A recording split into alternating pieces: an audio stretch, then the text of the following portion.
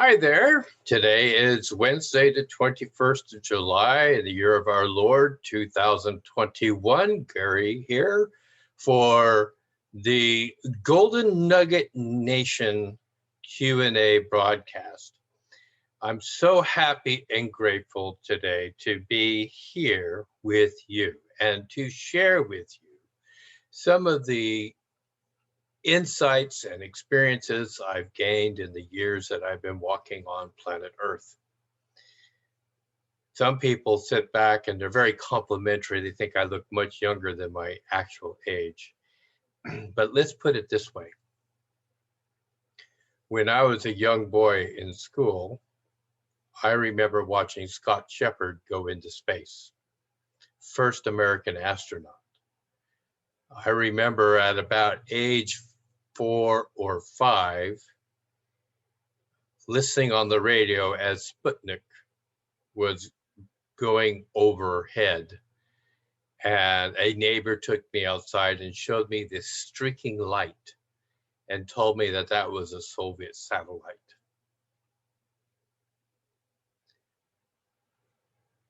And yet, in this month, 2 independent, wealthy businessmen started their own space company, and they have both ventured into space for a very short duration, but still, out of their own pocket, they've gone into space and they have begun what we now call space tourism.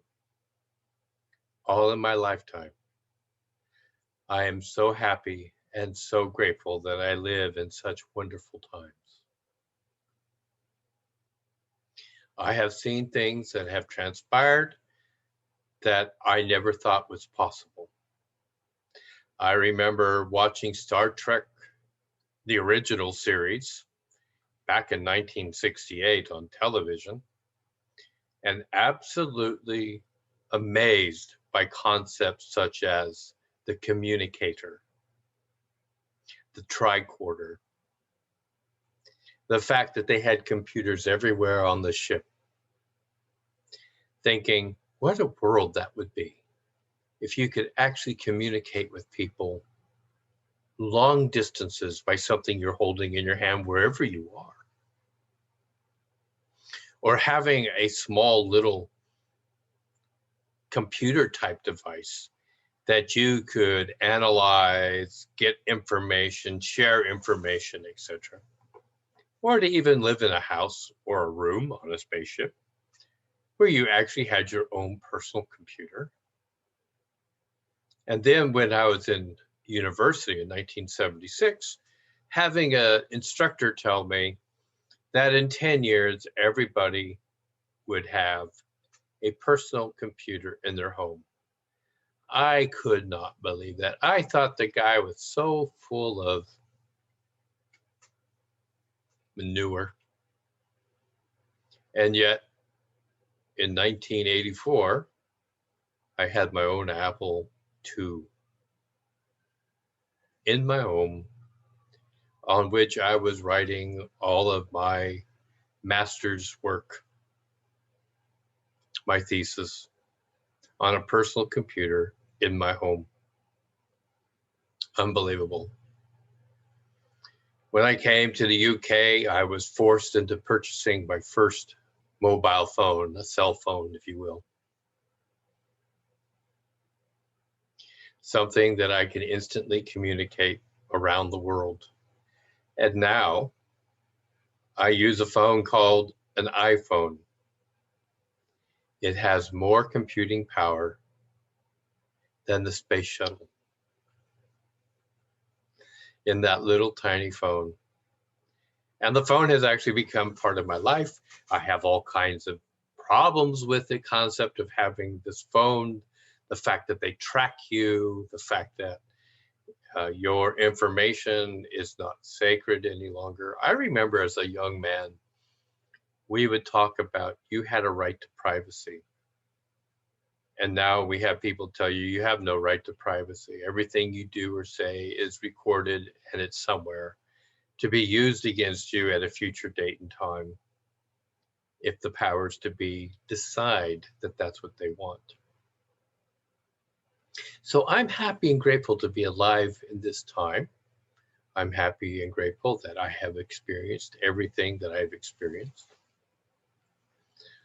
I remember as a child flying across the United States in propellered planes. The 707 was still on the drawing board at the time, I guess. And yet, 10 years later, every aircraft I've ever taken since that time has pretty much been jet powered. And on the rare occasions where I was in a propellered commercial aircraft, it was because of short runways, tiny little hop from one island to another, etc. It's amazing. It's amazing everything that's transpired in my single lifetime. And there are so many things that are on the drawing boards in development and yet to be brought forward. And if I listen to some politicians, I understand that what we know today is not what we actually have possession of. And that if they allowed it all to come out, we would probably jump 50 years into the future instantly. And man, we, people, human beings, are not ready for that yet. I am so happy and so grateful to be alive in this time where opportunity is ever present. Now, let me talk about some of these opportunities. Many of you who are listening to this podcast have entered into the digital realm. You are digital entrepreneurs. You have developed your own online presence, your own online brand, your own business. You have sales funnels that you work with. You have a website. Many of you have multiple email accounts. You have social media accounts galore. You have a hard time, probably like me, keeping all the passwords straight. I hate it when I'm on a device and the device says, please provide your password. Again, refresh. I have it saved on this thing. Well, no, you have to give it now because you're using a different system. You're coming in on a different Wi-Fi system or whatever else. How in the world am I supposed to remember all of these passwords? So then I have to change the password. I have to go home and change my list of changes on the passwords. And then I have to change all the passwords on all the devices so that I'm not hung up again for a while. But it is amazing what we can do, how we can communicate. I have people I love who are in Korea. I have people who I love who are in the Ukraine. I'm speaking to you from London, England at this moment. I have people in South America and Australia who I communicate at least weekly. And it's all being done online in the internet. There are people that I sit back and do masterminds with. I make purchases all over the world, have things sent to me directly. Going to a store anymore is almost a non-event. Most of the things that I want to buy, I can buy online directly. When I go to a store, it truly has to be very much a specialty shop for various things. I've even been buying shoes online. I never thought I'd do that because my feet are so weird. Having broken so many bones in my feet through military service and parachute jumps and etc. My feet are a bit wider than what's normal, but I've been able to figure out what manufacturers, what suppliers can get me the right size footwear, and I can make those purchases. It's really amazing, isn't it? Can you imagine the convenience that we have, especially since we've all been going through this COVID lockdown thing? Now, hooray, the United Kingdom has lifted all the COVID restrictions. And of course, they have signs up about masking, social distancing, washing your hands, using sanitizers, etc. But now it's, if you prefer to do so, please feel free. Whereas last Friday, they could arrest you for not doing so. It's crazy. All of a sudden, it's all right. And what I find really interesting is the amount of COVID infections has jumped, but the amount of deaths has dropped. And I was wondering why the sudden increase in COVID detections in a time frame where people aren't feeling so ill. Well, everybody has to take COVID tests if you want to get on planes. You have to take COVID tests if you want to go to certain countries. A lot of people are wanting to go on holiday. People are wanting to go visit family. Some people, sadly, are going to go visit the grave because they weren't allowed to go to the funeral, that kind of thing. Some people are going to go see grandchildren for the very first time. And because of that, they're required to take several COVID tests before they leave, while they're in transit, and when they get there, several. And some people are required to go into lockdown because that's what the country requires. Other people, after a couple of days of clear COVID tests, are allowed to just exit quarantine and go make their visits. So there's all kinds of rules, all kinds of things that are going on in that regard. And it's really quite interesting that some of the biggest pushers for vaccines have utilized their money to buy the testing companies out totally. And I think this is part of the reason why suddenly the testing is showing so many more people are infected. But at the same time, the death rate is dropping down very, very low compared to the amount of people who are identified. And we're starting to see some changes now in how deaths are reported. There used to be a little phrase, they said he died with COVID. And COVID would be identified as one of the causes of death. Now, it's the fact that you have COVID. It's not necessarily the reason why you died. If you got hit by a bus and you died, it didn't matter that you had COVID at the time, that you tested positive for COVID. You died because you got hit by the bus. That wasn't always so. They used to say you died because you had COVID in February, in July, because you're hit by the bus. And COVID would be written as a cause of death. So there's a lot of changes that are going on. Please be aware of what's going on in your jurisdiction. I know my friends in Australia, in New South Wales, and in Victoria area, they're all talking about how they've all been locked down again. We were locked down while they were having their few weeks of freedom. Now we're all locked down again. Probably when they're going to be released. It's just the way. It's almost like prisoner training, in my opinion. But that's just an opinion. But I am happy and grateful I'm living in this time, because I'm realizing a lot about human behavior. That as a psychologist, 37 years in the field working as a psychologist, I realize that the Milgram experiment, and I would recommend, if you don't know about the Milgram experiment, that you actually go look it up, that you actually read about it, because it's really quite shocking. Milgram just did simple things like dress people up in white doctor's jackets, put stethoscopes around their necks, told people that they were going to be involved in the test, that the process of the test was that their task was to do certain things one after another without deviation.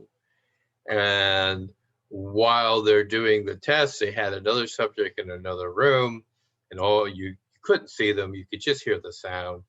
And you would like turn on a switch, and all of a sudden what you would hear would be a scream coming from the other room. Oh my God, I'm hurting, the pain is too much. And the next protocol was that you're supposed to move another switch, and the guy would scream out again. And what they found was a lot of people would keep doing it because they were constantly being told by the person in the white coat, you must follow the protocol. You must follow the protocol. Milgram was actually quite shocked with the results of his experiment. And I'm finding that today, that we're like in a huge Milgram experiment the last 18, 19 months about how to get people to comply voluntarily. It's amazing. But let me talk a little bit about the law of attraction, because I think the law of attraction is working here. See, the law of attraction is very powerful. I like to think of the law of attraction as a law that can be applied for your own good and benefit.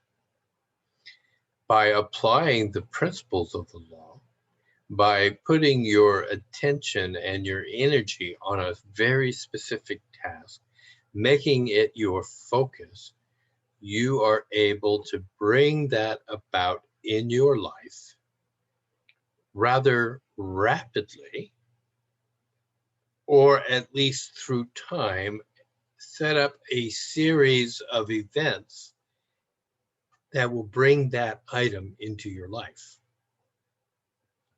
And that's wonderful. It's great. But I caution people always about the law of attraction, that the negative aspects is also very true. And most people are proving it every day. Everything you have in your life, you've already attracted. It's here. You know, if you are living in a really unhealthy environment, you attracted that. You brought that into yourself. If you're working in a job you truly hate and you're afraid of the boss and you live in fear of making a mistake and the boss is requiring you to do far more work than what you can in the time limit that they're paying you. And so you come in 1-2 hours before work, stay an hour after to try to get all the tasks completed because you've got to keep that job. You've got to keep that paycheck. And believe me, people are living in this kind of tyranny. You attracted that. You allowed that to happen to yourself. And yet you don't want to look at yourself in the mirror. And I think the same thing is true where people sit back and say, well, I'm going to listen to what the news says. I'm going to listen to these certain people and just assume that they're telling me the truth because that's what I want to believe. I think if you're paying attention and start to follow what's going on, we know that social media was blocking people. They had their truth tellers. They had their fact checkers that were supplying the wanted facts that the tech giants wanted people to listen to, so that the Milgram experiment could go forward. People were learning how to be compliant in order to get the rewards of maintaining great social media scores, etc.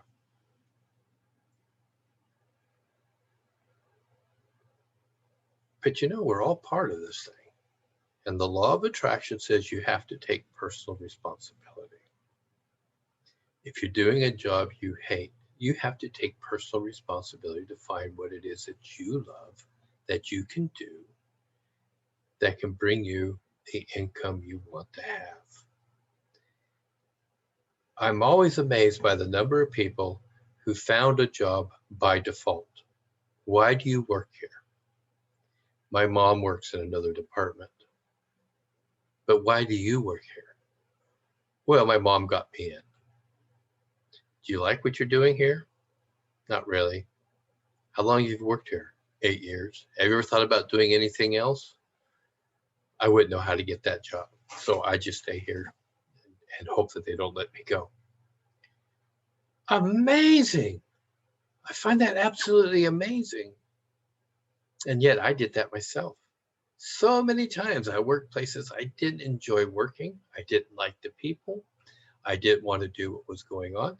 And it wasn't until I started applying the law of attraction that I found that I could actually get myself someplace else doing something totally different. That is what the law of attraction is all about. And when I put my mind to it, and as the want, that want was clearly defined, and my why became so powerful that it almost hurt to go back into the other job. Suddenly, a way would appear, a path, a way to get from point A to point B. See, the problem is most people say, I want this. Now let me figure out how I'm going to get there. What is the way to get to point B? And that's the wrong approach. You need to get a want. You need to be very clear about what you want. And then you have to develop a huge why. And that why has to really be so powerful, so strong, almost painful, that if you're not working towards it, it makes you want to cry because you know you're cheating yourself. And when you get to that state, you can find it. I was once talking with a guy, we'll call him Marcus. Well, that was his first name anyways. But Marcus grew up in the former German Democratic Republic. Marcus, at 20 years of age, started to be so unhappy with his lot in life in that former German Republic that he began to take up swimming. He started swimming in a river that was 5 miles from the border where he lived. And he swam every day for 3 years. Every day, even in winter when the water would be close to freezing, he would lather a goose fat on his body and jump in the water and swim. He got the guards so used to watching him swimming every day that he never paid any attention to him. That's Marcus. He loves swimming. He's into sport. He enjoys swimming. We just let him swim. Until one day, Marcus, over time, began to formulate a plan, a way to exit the country. He started stockpiling things in various locations, and then he took the day. It was necessarily not in winter because he didn't want to leave tracks in the snow. It was in the early spring, just after the ground had become solid enough so that he didn't actually leave footprints. And he swam, made his way across the border.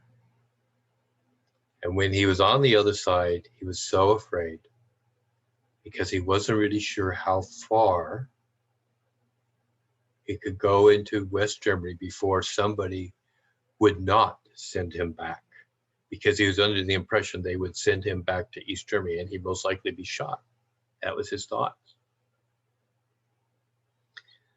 He talked about how he got into a small little village and he was hiding in somebody's barn. And the guy who owned the barn could tell that somebody was hiding in his barn, and he called the police. The police came, and finally he turned himself in. He was prepared for them to take him to East Germany again. And Marcus was so shocked when they said, "Oh, we need to take you to a center. They will help you. You're cold. Let's get you a blanket. Let's take care of you. Have you eaten? Let's get you some food." He was so shocked, and yet he knew for the first time in his life, he was free to do anything he put his mind to.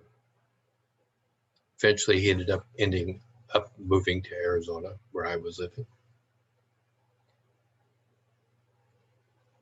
He started a small business. He was a machinist by training. In his own house, he started a small machine shop, just took on small orders, small projects. And by the time I knew him and heard all of his story, He had over 100 people working for him. Very wealthy man. We live in marvelous times. You're responsible. Michael Jackson had a wonderful song about the man in the mirror. Look at the person in the mirror.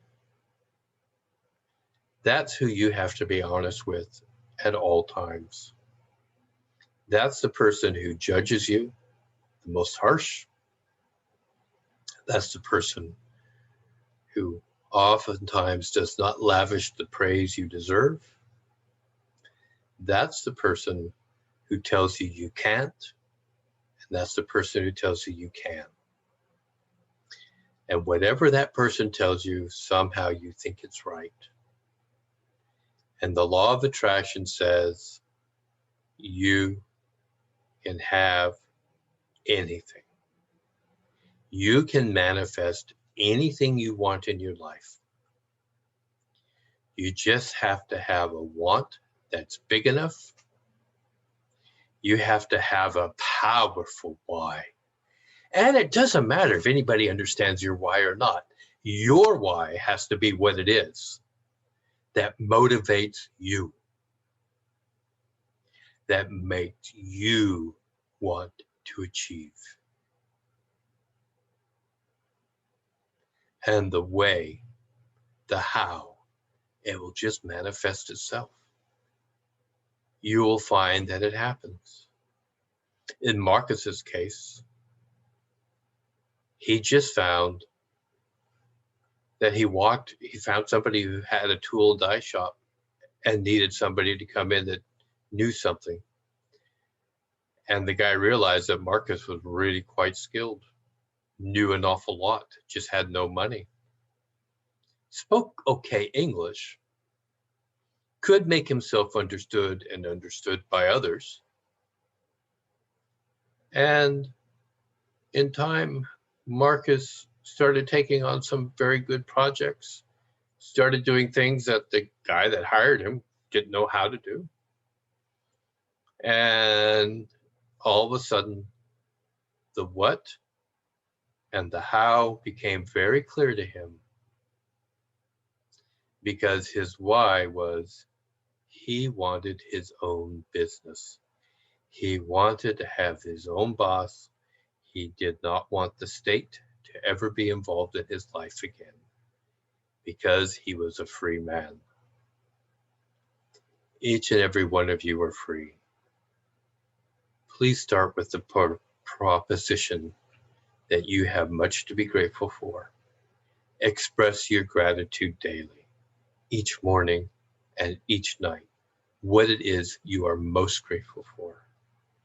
And you will find in time that will be added to you. And because you have begun to prove the law of manifestation to yourself, you will now begin to express gratitude for the things you do not have, but you know are coming. Well, that's going to be it for this week's version of Golden Nugget Nation. I hope it's been a benefit to you. Please enjoy, share, give me a comment. Appreciate it. Thank you so much. God bless. Take care. Bye.